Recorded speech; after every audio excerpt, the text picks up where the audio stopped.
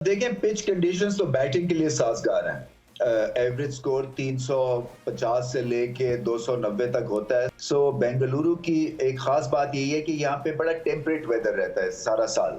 देखिए, ये चेंज जो है ना, एक तरह से आपको चांस तो लेना ही है। देखिए, वार्नर वुंडेड है, पिछले दफा उनको आउट दिया गया, वो पसंद उन्होंने नहीं किया और उन्होंने एक खुल के स्टेटमेंट दी कि हमारा रिकॉर्ड तो सबको स्क्रीन पे आ जाता है, तो अंपायर्स का रिकॉर्ड भी स्क्रीन पे डाला करें कि इन्होंने साल में कितनी गलतियां की हैं। आज हमें बहुत एक बड़ा टाकरा ज्ञान देखने को मिलेगा। पाकिस्तान वर्सेस ऑस्ट्रेलिया बेंगलुरु में खेला जाएगा। एक तो मौसम के हवाले से हमें बताइए, थोड़ा सा ये भी बताइए कि पिच की क्या कंडीशन है। देखें, पिच कंडीशंस तो बैटिंग के लिए साजगार हैं। एवरेज स्कोर 350 से लेके 290 तक होता है। सो अच्छी बैटिंग कंडीशंस हैं। इवनिंग जो है वो उसमें आप आराम से खेल सकते हैं, वैसी कोई ह्यूमिडिटी नहीं है। सो बेंगलुरु की एक खास बात यही है कि यहाँ पे बड़ा टेम्परेट वेदर रहता है सारा साल, ना गर्मी ना सर्दी। बट इस वक्त जो वेस्ट में गर्मी पड़ रही है या बाकी जगहों पे पड़ रही है गर्मी, उस हिसाब से ये बहुत एक तरह से प्लेयर्स के लिए बहुत अच्छा होगा। ठीक है। अच्छा अनवीर भाई, अगर हम बात करें तो इंजरीज की भी काफ़ी बात सुनने को आ रही थी और ख़ासतौर पर फ़खर का पता चला कि उनकी नी इंजरी है, एक वीक उनकी अवेलेबिलिटी नहीं होगी टीम सिलेक्शन के लिए। सलमान अली आगा की रात को अपडेट मिली कि उनको भी फीवर है। बाकी तमाम लड़कों का कहा जा रहा है कि शायद रिकवर कर चुके हैं। क्या अपडेट आपके पास इस हवाले से है? ये है, हवा में है या हर जगह, क्योंकि लोग बहुत हैं और आप एक्सपोज्ड रहते हैं और मास्क पहनते नहीं हैं ज़्यादातर। खैर दुनिया में कहीं भी नहीं पहन रहे। तो यहाँ पे एकदम से, और फिर वेदर कंडीशंस भी बदल रही हैं और अगर आपके स्क्वाड में एक दो को हो जाए तो फिर ये लिंगर ऑन करता है। सो जैसे मैंने कहा कि अपना ख्याल खुद करना है, क्योंकि ये वर्ल्ड कप में देखिए वैसी प्रेशर होता है और इंजरी के बाद जो है ना, फिर और खड़े होना और फिर दोबारा से अपने आप को गेम में वापस लेके जाना मुश्किल काम हो जाता है। सिर्फ पाकिस्तान को देखें, एक्सप्रेस करना है अपने आप को। जितना भी टैलेंट है, हमें पता है कि टैलेंट है और एक मेंटल ब्लॉक भी है ऑस्ट्रेलिया के अगेंस्ट, क्योंकि हम बहुत दफा हारते हैं ऑस्ट्रेलिया से। तो ऑस्ट्रेलिया भी इस वक्त फंसी हुई है। पाकिस्तान जो है वो इंडिया की हार के बाद एक तरह से गैप तो आया है इंट्रोस्पेक्शन के लिए, अपने आप को समझने के लिए कि कहाँ गलतियां की हैं। सो दोबारा से खड़े होना है। वर्ल्ड कप की कैंपेन होती सारी ऐसी है, एक दिन अच्छा, 2 दिन खराब, 2 दिन अच्छे, 1 दिन खराब। आपको हाइज और लोज के साथ खुद ही डील करना है। सो उसके साथ अगर आप बीमार भी हो जाएंगे तो अपने ऊपर एक्स्ट्रा प्रेशर आप डाल लेंगे। तो अपना ख्याल खुद कीजिए और थोड़ा सा देखें कि वेदर कंडीशंस के हिसाब से आप अपने आप को तैयार रखें, फिटनेस के हिसाब से तैयार रखें। यहाँ पे आपको शायद ज्यादा वार्म अप करना पड़ेगा। थोड़ी सी यहाँ पे वेदर जो है उस, मैं खुनकी तो नहीं कहूंगा, बट अच्छा बगैर एसी के आप इवनिंग गुजार सकते हैं। सो इंजरी का भी खतरे का होने का होता है, क्योंकि से आप आ रहे हैं उस जगह। बिल्कुल, हम भी यही दुआ करते हैं और उम्मीद करते हैं कि हमारे प्लेयर्स जो हैं वो फॉर्म में रहें, फिट रहें। आज अगर अमीसर बात की जाए चेंज की, तो आज एक चेंज एक्सपेक्टेड है। शादाब की जगह उसामा मीर को शायद खिलाया जाए। आप उनकी इंक्लूजन को किस तरह से देखते हैं?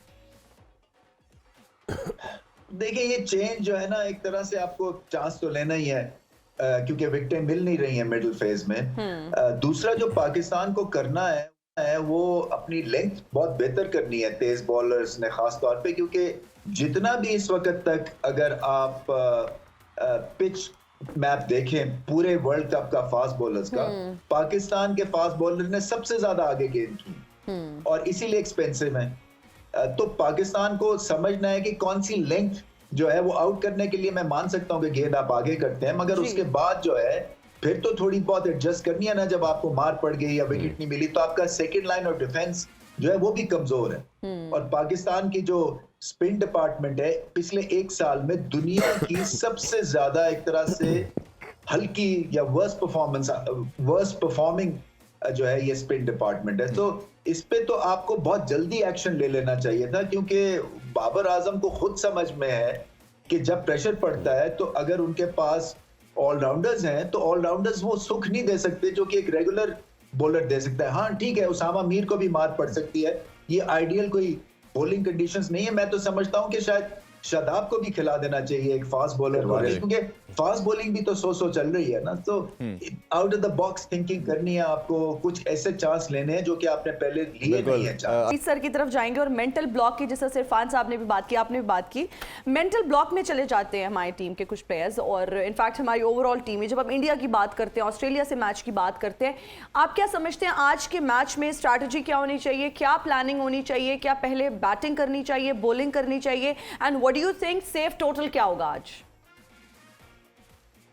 देखिए, ये सेफ्टी वाल्व के साथ अगर खेलेंगे ना और ज्यादा इसमें उलझ जाएंगे आप कि जी अब हमने क्या करना है, और अगर आउट हो गए 2 तो उसके बाद हमने क्या करेंगे, और तो अगर आप इस लिहाज से सोचते रहेंगे तो मैच नहीं जीतेंगे। आपको अपने आप को बैक करना है और जाके, जैसे मैंने कहा ना, कि एक एक्सप्लोसिव स्टार्ट लें जी। और एक्सप्लोसिव स्टार्ट ये है कि चौके भी लगाएं और सिंगल्स भी लें। अगर छक्के नहीं लगते हैं कोई बात नहीं, मगर आपका कोई 10 ओवर के बाद 70-75, और ये ऐसी बॉलिंग अटैक है कि जिसके against Babar Azam for example चढ़ के खेलते हैं। बाबर आजम का रिकॉर्ड अगेंस्ट ऑस्ट्रेलिया आउटस्टैंडिंग है हर बॉलर के खिलाफ, और जैम्पा भी बहुत तेज बॉलिंग अब करनी शुरू कर दी है, तो वो भी आसान हो गए हैं, इसलिए वो उनके सक्सेस रेट थोड़ा सा गिर गया है। बाकी ये सब मीडियम पेसर्स हैं और यहाँ पे आपको अटैक करना है, क्योंकि पिछली सीरीज पाकिस्तान आप जीते हुए हैं ओडीआई की, तो अपने आप को एक तो मेंटली हाई पे लेके जाएं, और ज्यादा आप अपने से गुफ्तो शनीद ऐसी ना करें कि आपको नेगेटिव एक माइंडसेट की तरफ वो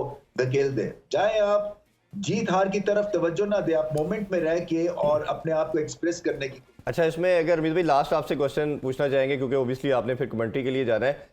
हमने देखा कि उनकी सक्सेस की सबसे बड़ी वजह स्टीव स्मिथ रहे हैं, वार्नर रहे हैं, बट अभी ऑफ लेट में दोनों फॉर्म में नहीं है। बट लास्ट मैच में देखें या 2 साल की परफॉर्मेंस देखें तो मिचेल मार्श एक ऐसे प्लेयर है जो बहुत बड़े मैच विनर के तौर पे सामने आए, और साथ स्टोइनिस हमने देखा और इंग्लिश, ये ऐसे बैटर हैं जिन्होंने अब ये नई जनरेशन उनकी कहना चाहिए, या उनका जो लॉट है जो टीम को स्टेबिलिटी प्रोवाइड करे।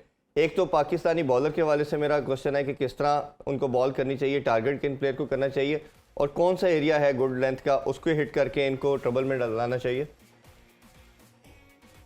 देखिए, वार्नर वुंडेड है, पिछले दफा उनको आउट दिया गया, वो पसंद उन्होंने नहीं किया, और उन्होंने एक खुल के स्टेटमेंट दी कि हमारा रिकॉर्ड तो सबको स्क्रीन पे आ जाता है, तो अंपायर्स का रिकॉर्ड भी स्क्रीन पे डाला करें कि इन्होंने साल में कितनी गलतियां की हैं और कितनी एवरेज इनकी चल रही है अच्छे डिसीजंस और खराब डिसीजंस में। सो वो थोड़े से फ्रस्ट्रेटेड हैं, और इस फ्रस्ट्रेशन का जो है वो फायदा पाकिस्तान को उठाना चाहिए।